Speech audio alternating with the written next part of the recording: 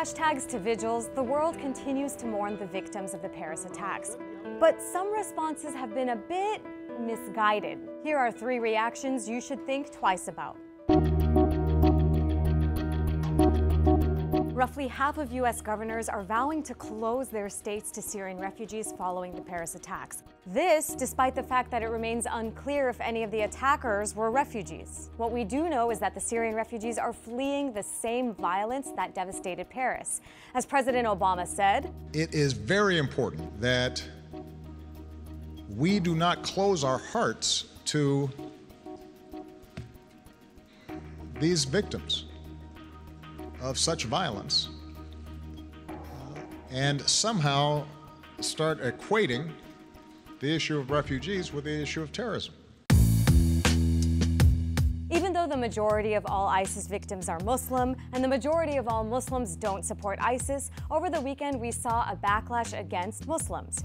Right-wing protesters stormed a vigil for the victims, screaming, "Expel Islamists," and throwing firecrackers. But they were ultimately chased away by hundreds of people yelling, "Go away, fascist." And in the past few days, we've seen even more examples of anti-Muslim sentiment.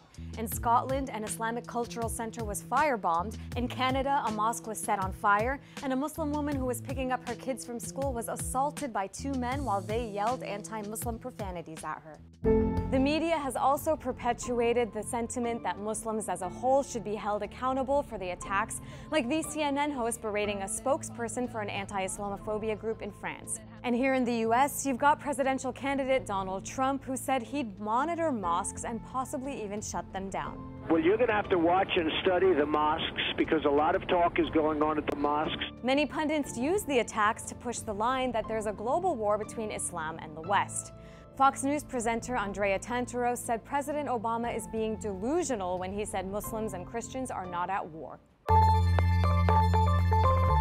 The reaction to the Paris attack was global. World leaders rushed to issue statements, monuments around the world lit up in the French colors, and people expressed their sadness and solidarity on social media. Facebook let you put up a French flag on your profile picture with 1 click and turned on a safety check, a service that let users tell their friends they're okay.